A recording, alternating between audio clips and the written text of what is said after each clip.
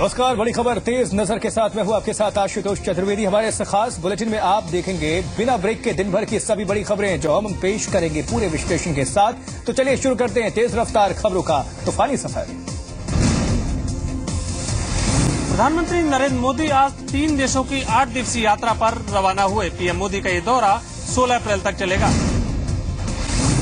यात्रा के पहले पड़ाव में पीएम मोदी फ्रांस पहुंचेंगे और 12 अप्रैल तक फ्रांस में ही रहेंगे। प्रधानमंत्री के इस दौरे से फ्रांस और भारत के बीच अटके राफेल करार को हरी झंडी मिल सकती है। 12 से 14 अप्रैल तक पीएम जर्मनी में रहेंगे। बर्लिन और हनोवर में कई कार्यक्रमों में मोदी हिस्सा लेंगे। दौरे के आखिरी हिस्से में पीएम 14 अप्रैल से 16 अप्रैल तक कनाडा में रहेंगे। प्रधानमंत्री बनने के बाद मोदी 12 देशों की अभी तक यात्रा कर चुके हैं। प्रधानमंत्री मोदी ने अभी तक किए हुए सभी विदेश दौरों में कूटनीतिक मोर्चे पर खासी सफलताएं हासिल की हैं। ऐसे में अब सभी की नजरें मोदी के ताजा विदेश दौरे पर हैं, जिसके जरिए कई अहम समझौते होने की उम्मीद है।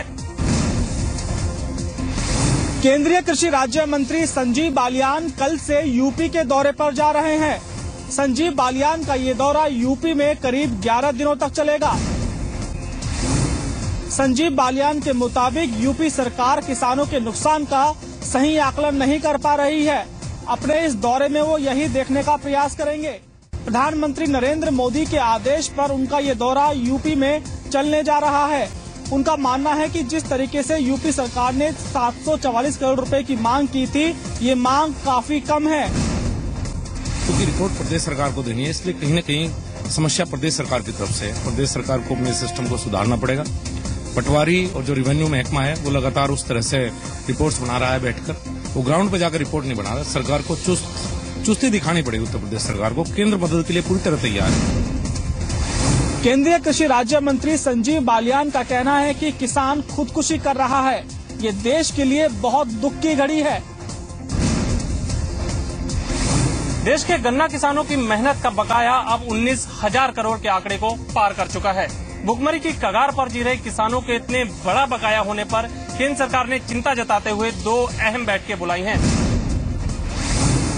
केंद्र सरकार के नुमाइंदे 15 अप्रैल को पहले गन्ना किसानों से मुलाकात कर उनका हाल जानेंगे और फिर 16 अप्रैल को इसी मुद्दे पर राज्यों के मुख्यमंत्रियों के साथ बैठक की जाएगी और विस्तार से गन्ना किसानों के बकाये पर चर्चा होगी। अगर आंकड़ों की बात करें तो साल 2014-15 में सबसे ज्यादा 9,715 करोड़ का बकाया यूपी की चीनी मिलों पर है। उत्तर प्रदेश के बाद महाराष्ट्र, कर्नाटक, पंजाब, तमिलनाडु इस फेहरिस्त में शामिल हैं। आपको बता दें कि भारत दुनिया का दूसरा सबसे बड़ा चीनी उत्पादक है। बावजूद इसके चीनी मिल घाटे पर हैं और किसान बदहाल है। केंद्र सरकार की इस पहल से गन्ना किसानों में उम्मीद जगी है कि उनके बकाये का भुगतान जल्दी से जल्दी होगा और केंद्र सरकार कुछ इस तरह का रोडमैप तैयार करेगी कि आगे से किसानों को इस तरह की दिक्कतों का सामना न करना पड़े। प्रदेश सरकार पर किसानों की अनदेखी का आरोप लगाते हुए आज अकबरपुर लोकसभा से बीजेपी सांसद देवेंद्र सिंह भोले कमिश्नर कार्यालय में धरने पर बैठ गए। उन्होंने आरोप लगाया कि लगातार किसानों की मौतें हो रही हैं और उनकी फसलें बर्बाद हुई हैं। ऐसे में जब केंद्र सरकार लगातार मुआवजे की राशि बढ़ाकर देने को तैयार है, वहीं प्रदेश सरकार के अधिकारी और कर्मचारी किसानों की फसलों का आकलन ही नहीं कर रहे हैं, जिससे किसानों की सही बर्बादी का आकलन नहीं हो पा रहा। ऐसे में केंद्र सरकार को मुआवजा देने में समस्या आ रही है। उन्होंने प्रदेश सरकार पर केंद्र सरकार के भेजे हुए पैसे के बंदरबाट का भी आरोप लगाया।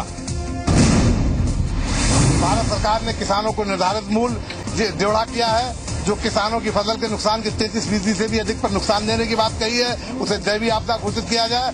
और सबसे बड़ी बात यह कि गांव में जाकर के उनका सही से सर्वे करा करके मूल्यांकन करा करके इसकी रिपोर्ट भारत सरकार को भेजी जाए। उन्होंने मांग की है कि तत्काल प्रदेश सरकार किसानों की फसलों की बर्बादी का सही आकलन करके केंद्र सरकार को भिजवाए।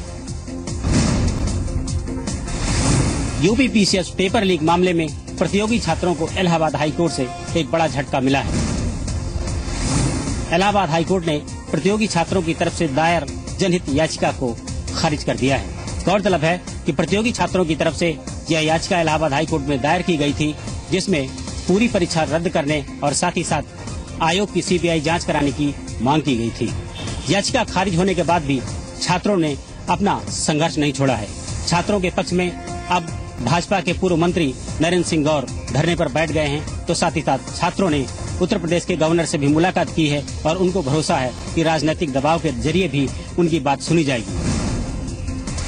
प्रत्यक्ष रूप से जिम्मेवारी चेयरमैन पे है तो उनको तत्काल हटाया जाए, ये हमारी मांग। ये आंदोलन भी युवा मोर्चा की तरफ चलता रहेगा और जब तक उनको बर्खास्त नहीं किया जाता है। इधर छात्रों का यह भी कहना है कि इस पूरे मामले में वह अब सुप्रीम कोर्ट का रुख करेंगे।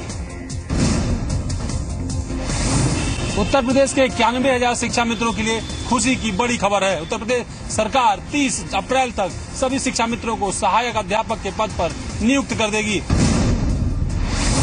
दरअसल इस पूरे मामले में अदालत का पेश था। अदालत के सहमति के बाद, रोक हटा लिए जाने के बाद उत्तर प्रदेश सरकार ने इस प्रक्रिया में तेजी लाने का फैसला किया है। उत्तर प्रदेश की सरकार ने सभी शिक्षा मित्रों को सहायक अध्यापक बनाने का निर्णय लिया था, लेकिन कई सारी ऐसी कानूनी प्रक्रियाएं थी जो अड़चन बन रही थी। इसी नाते कई सारी याचिकाएं भी अदालतों में लंबित चल रही थी। लेकिन अब ये खुशी की खबर है कि शिक्षा मित्र समाहित कर लिए जाएंगे। पहले 30 अप्रैल तक उनको नियुक्ति पत्र दिए जाएंगे, फिर आगे आने वाले वक्त में उनका जिलेवार समायोजन भी किया जाएगा। संख्या काफी ज्यादा है, इसलिए कई दूसरे जिलों में भी बाद में उनका तबादला हो सकता है। हाईकोर्ट ने अपने आदेश में जिस तरीके से इनके ऊपर लगी रोक हटा ली थी, उसके बाद से उत्तर प्रदेश सरकार लगातार प्रक्रिया को तेज करने में जुटी थी। डीएनडी टोल ब्रिज पर लगातार हो रही धन उगाही का हुआ खुलासा। जी मीडिया की मुहिम का दिखा असर। लखनऊ में मौलिक भारत नाम की संस्था ने डीएनडी टोल ब्रिज से जुड़े दस्तावेज किए पेश। सामने आए चौंका देने वाले खुलासे में नोएडा अथॉरिटी, IL&FS, NTBCL की मिलीभगत के साथ तमाम IAS अधिकारियों की साठगांठ से चल रहा वैध कारोबार से पर्दा हटा है। NTBCL को दिए सारे अधिकारों के सामने नोएडा अथॉरिटी की बेबसी सामने आई है।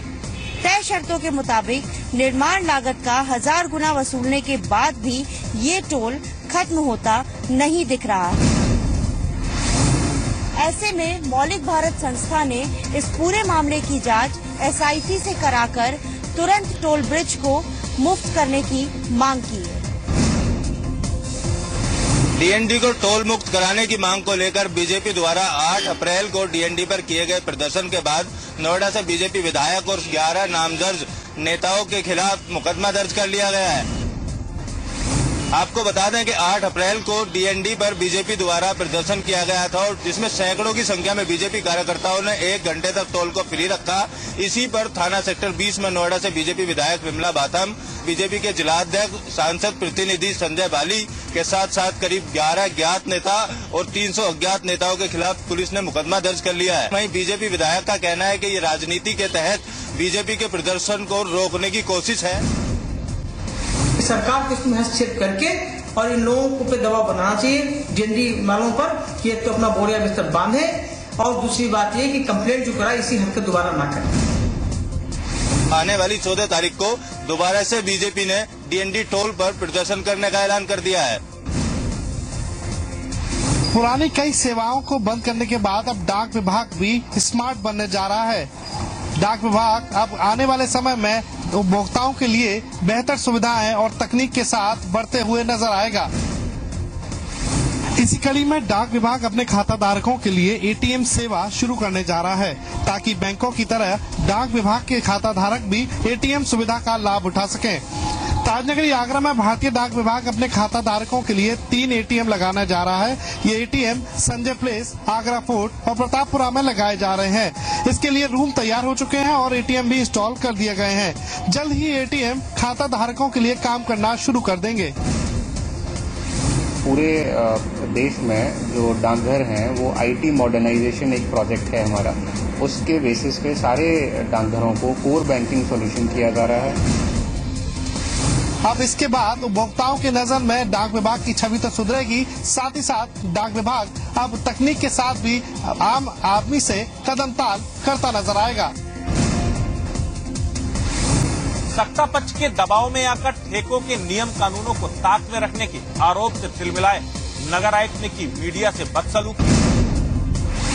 दरअसल नगर निगम में गत 31 मार्च को पार्किंग के लिए टेंडर खोले गए थे, जिसमें सबसे ज्यादा कीमत लगाने वाले ठेकेदारों को ठेके निर्गत किए गए थे। उनका आरोप है कि सत्ता पक्ष के एक एमएलए की वजह से हम पर निगोसिएशन का दबाव बनाया जा रहा है।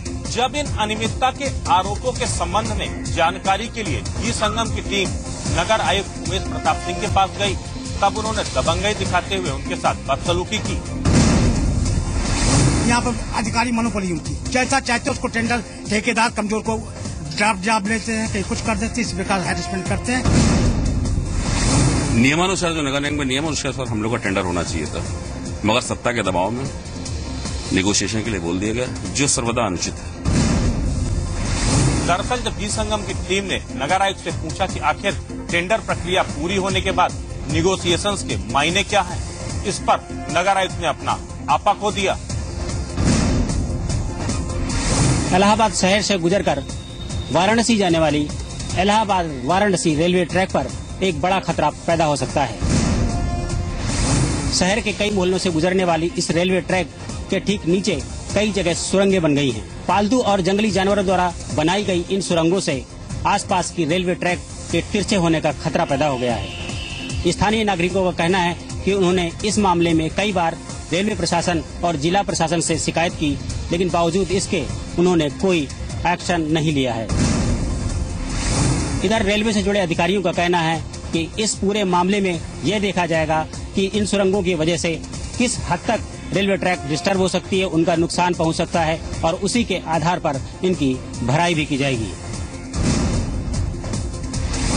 पीलीभीत में स्कूल बस का फ्लोर फटने से एक 10 साल के बच्चे की मौत हो गई। स्कूल प्रबंधन की लापरवाही का शिकार हुए बच्चे के मामले को जी संगम ने प्रमुखता से उठाया, जिसके बाद पीलीभीत के एसपी और डीएम ने कार्रवाई का भरोसा दिया है और सभी स्कूल बसों की जांच की बात कही है। मामला पीलीभीत के बजाज पब्लिक स्कूल का है, जिसकी बस बच्चों को लेकर जा रही थी कि रास्ते में ही बस का फ्लोर फट गया, जिसमें ध्रुव नाम के एक बच्चा टायर की चपेट में आ गया, जिसके बाद बच्चे का सिर धड़ से अलग हो गया। घटना के बाद नाराज लोगों ने सड़क जाम कर दिया।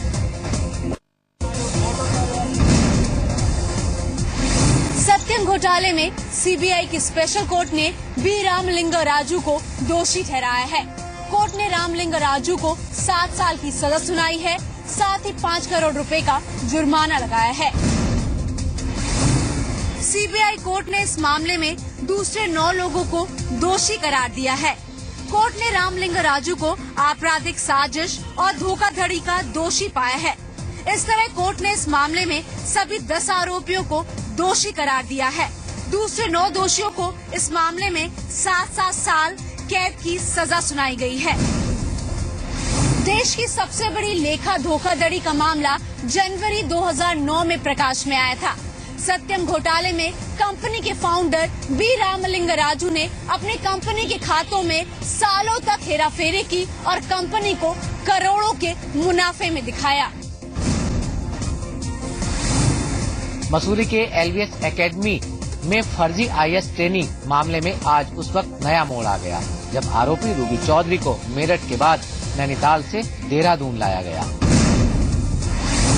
राजधानी आते ही रूबी को दून के चिकित्सालय में डॉक्टरों की सलाह पर भर्ती कराया गया। इस दौरान रूबी के वकील ने दून के सीजीएम कोर्ट में रूबी को प्रताड़ित करने की एक याचिका दायर की। कोर्ट ने पुलिस से जांच कर रिपोर्ट पेश करने के आदेश भी दे दिए हैं। कुछ घंटों बाद ही एसआईटी की टीम रूबी को अस्पताल से जबरन राजपुर थाने लेकर चली गई, जहां रूबी से एक बार फिर पूछताछ शुरू।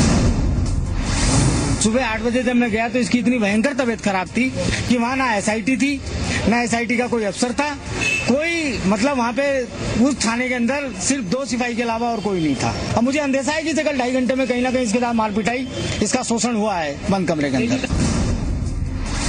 आपको बता दें कि शुक्रवार 10 अप्रैल को रूबी की 4 दिन की पुलिस रिमांड भी पूरी हो रही है। मेरठ में एक पैथोलॉजी लैब में काम करने वाले युवक ने लैब के संचालक पर यौन शोषण का आरोप लगाया है। पीड़ित युवक ने मामले की शिकायत पुलिस के बड़े अधिकारियों से की है। मेरठ बागपत रोड पर स्थित उत्कर्ष पैथोलॉजी लैब में पीड़ित युवक बीते 2 साल से काम कर रहा था। पीड़ित की माने तो इसके संचालक उसका यौन शोषण करते थे और जब भी वो नौकरी छोड़ने की बात करते तो उसे झूठा मुकदमे फंसाने की धमकी देते। आखिर पीड़ित ने मामले की शिकायत करने का फैसला किया और पुलिस के बड़े अधिकारियों तक अपनी शिकायत पहुंचाई, जिसके बाद हरकत में आए अधिकारियों ने मामले की जांच टीपी नगर पुलिस को करने के आदेश दिए हैं। वहीं आरोपी डॉक्टर ने मीडिया से दूरी बना रखी है। मेरे पास कुछ लड़के आए थे और एक डॉक्टर के ऊपर एक शिकायत उन्होंने दर्ज कराई है लिखित रूप में कि उनका सेक्सुअल एक्सप्लॉयटेशन किया गया है। इसकी पूरी विस्तृत जांच के लिए मैंने टीपी नगर को बोला है और जो भी एविडेंस है उसको कलेक्ट करेंगे। अगर फैक्चुअल चीजें पाई जाती हैं, इसके अंदर सच्चाई पाई जाती है, तो उसमें एफआईआर दर्ज करके कार्रवाई के लिए मैंने निर्देशित किया है। फिलहाल पुलिस मामले की जांच कर रही है और जांच के बाद ये साफ हो पाएगा कि पीड़ित युवक के आरोपों में कितनी सच्चाई है। गाजियाबाद के क्रॉसिंग रिपब्लिक इलाके में पति और पत्नी के बीच में हाई वोल्टेज ड्रामा देखने को मिला। एक पत्नी ही अपने पति के खिलाफ धरने पर बैठ गई। दरअसल इस लड़की का कहना है कि 2013 में प्रशांत नाम के एक लड़के से इसकी शादी हुई थी और शादी के बाद प्रशांत ने इसको धोखा दे दिया। धोखा देने के बाद प्रशांत अमेरिका भाग गया। लड़की ने इस लड़के के खिलाफ रिपोर्ट दर्ज कराई, लेकिन प्रशांत अमेरिका होने की वजह से पुलिस के शिकंजे में नहीं आ सका। जब 1 साल बाद प्रशांत अमेरिका से वापस आया तो लड़की ने उसकी गिरफ्तारी की मांग की, लेकिन ऊंचा रसूख होने की वजह से पुलिस उस पर हाथ डालने से कतरा रही थी। शायद यही वजह थी कि शैला उस लड़के के घर के बाहर ही धरना देने लगी। खोलो दरवाजा, बाहर निकल आओ, सारी दुनिया को कम से कम पेश तो करो कि क्या किया है आपने एक लड़की के साथ, शादी करके भाग गए। पुलिस ने प्रशांत को फिलहाल गिरफ्तार कर लिया है और शैला का कहना है कि वो अंतिम सांस तक प्रशांत के खिलाफ ये लड़ाई लड़ेगी। कानपुर में एक महिला प्रोफेसर ने अपने साथी प्रोफेसर पर सनसनीखेज इल्जाम लगाए हैं। महिला प्रोफेसर के मुताबिक उसके साथी प्रोफेसर ने उसके साथ यौन शोषण किया और उसका वीडियो क्लिप भी बनाया। पीड़ित महिला प्रोफेसर का आरोप है कि आरोपी से उसकी मुलाकात एक सत्संग के दौरान हुई। आरोपी जमशेदपुर के डिग्री कॉलेज में पोस्टेड है। सत्संग में परिचय के बाद दोनों के बीच फेसबुक पर चैटिंग शुरू हुई और मामला शादी तक जा पहुंचा। आरोपी प्रोफेसर फैजाबाद के रहने वाली पीड़ित को शादी के बहाने जमशेदपुर ले गया, जहां उसके साथ शारीरिक संबंध बनाकर अश्लील क्लिप बना ली और शादी से इनकार कर दिया। शादी का रिश्ता फिक्स था। इसके बाद उसने मेरे साथ अपने घर पे जबरदस्ती किया और बोला कि अब हमारे आपकी शादी हो गई। पत्नी जैसे बातें भी करने लगा और हमने इसके बाद फिर जब शादी के लिए घर वालों ने दबाव बनाया, पंचायतें पड़ी, तो उसके पिता और उसने सबने मना कर दिया। विधिक पंजीकृत करने के बाद तत्काल इसके अंदर विधिक कार्रवाई, मेडिकल सारी चीजें कराई जा रही हैं। पीड़िता ने आरोप लगाया है कि आरोपी के राजनीतिक संबंध होने की वजह से पुलिस उसका बचाव कर रही है। बदायूं में मानव तस्करी का सनसनीखेज मामला सामने आया है। इसकी जद में आकर एक किशोरी को अपनी जान तक से हाथ धोना पड़ा। मामला उसेत थाना इलाके के महेश्वरी नंगला गांव का है, जहां पर एक किशोरी के साथ अधेड़ 50 वर्षीय युवक की शादी जबरन कराई जा रही थी और किशोरी द्वारा इस शादी का विरोध करने पर उसको जान से मार दिया गया। इस मामले में पुलिस ने हालांकि 2 आरोपियों को गिरफ्तार कर लिया है। पकड़े गए आरोपियों ने इस चीज का खुलासा किया है कि इस इलाके में कासगंज से लड़कियों की सप्लाई की जाती है और मृतक लड़की को भी 30,000 रुपए में खरीद कर लाया गया था। फिलहाल पुलिस इस पूरे मामले को लेकर आगे छानबीन कर रही है और ऐसी कितनी लड़कियों को इस इलाके में लाया गया है और उनकी स्थिति क्या है। रामपुर में चलती कार में नर्स से गैंगरेप के बाद उसे मुरादाबाद में फेंकने के मामले में पीड़िता की मेडिकल रिपोर्ट आ गई है, जिसमें रेप की पुष्टि हुई है। वहीं नर्स के शरीर पर चोट के कई निशान भी मिले हैं। वारदात से घबराई नर्स अब रामपुर वापस जाने को तैयार नहीं है। आपको बता दें कि रामपुर में सीओ दफ्तर से छेड़छाड़ की शिकायत कर लौट रही एक नर्स के साथ चलती कार में गैंगरेप किया गया था। 4 बदमाशों पर इस वारदात को अंजाम देने का आरोप है। पीड़िता का कहना है कि आरोपी उसे लंबे समय से परेशान कर रहे थे। आरोपियों की गिरफ्तारी के लिए पुलिस ने कई टीमें भी बनाई हैं। इस बीच गैंगरेप का मामला कटघर थाने से रामपुर जिले में ट्रांसफर कर दिया गया है। इस मामले में पुलिस की भूमिका भी सवालों के घेरे में है, क्योंकि वारदात होने के बाद पुलिस बजाय इन आरोपियों पर शिकंजा कसती इस कोशिश में ज्यादा दिखी कि किसी तरह मामला दूसरे जिले में ट्रांसफर हो जाए। पिछले दिनों हुए आगरा के सिकंदरा स्मारक में युवती की हत्या का आगरा पुलिस ने खुलासा कर दिया है। पुलिस ने युवती के ही मौसेरे भाई को इस मामले में गिरफ्तार किया है, जो कि बताया जा रहा है कि युवती से एक तरफा प्यार करता था। थाना सिकंदरा के सिकंदरा स्मारक पर 6 अप्रैल की सुबह एक युवती की लाश मिलने से सनसनी फैल गई थी। आगरा में एएसआई संरक्षित इमारत जहां देसी विदेशी पर्यटकों का जमावड़ा लगा रहता है, वहां हुई हत्या ने स्मारक के सभी सुरक्षा इंतजामातों की कलई खोलकर रख दी। युवती के परिजनों ने बताया कि युवती का मौसेरा भाई उससे प्यार करता था और जबरन शादी का दबाव बना रहा था। आज पुलिस ने आरोपी को गिरफ्तार कर लिया। गिरफ्तारी के बाद आरोपी युवक ने बताया कि उसे डर था कि 3 साल से चले आ रहे प्रेम संबंधों को तोड़कर युवती उसे छोड़ना चाहती थी, जिसके चलते उसने युवती की हत्या कर दी। सिकंदरा स्मारक जैसी व्यस्ततम इलाकों में सुरक्षा इंतजामातों पर पूछे गए सवालों पर आला अधिकारियों को कोई खास जवाब नहीं सूझा। बस्ती के चगेरगवा महोत्सव के आखिरी दिन आज यूपी के मुख्यमंत्री अखिलेश यादव ने शिरकत की। सीएम ने यहां कैबिनेट मंत्री राजकिशोर सिंह के दिवंगत बेटे शुभम की मूर्ति का अनावरण किया। सीएम ने कैबिनेट मंत्री के पैतृक गांव चगेरवा को शुभम नगर बनाकर बस्ती जिले को एक और विकासखंड का तोहफा दिया।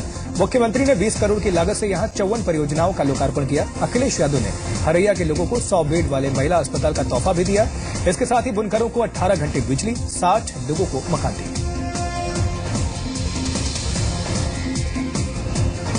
अगर मेक इन इंडिया बनाओगे तो कहाँ बनाओगे? कौन सी चीज है जो आसमान में बनेगी? अब वो नारा दे दिया। हमने सदन में पूछा था, विधानसभा में जिस वक्त चल रहा था, हमारे साथी लोग जानते होंगे। बताओ, मेक इन इंडिया का नारा अगर दिया है आपने तो तबरेज में कहीं आपने जमीन मांगी हो तो बता दो हमें। एक भी जमीन नहीं मांगी जहाँ पर कहीं कोई लगाने जा रहे हो कारखाना, कहीं लगाने जा रहे हो उद्योग।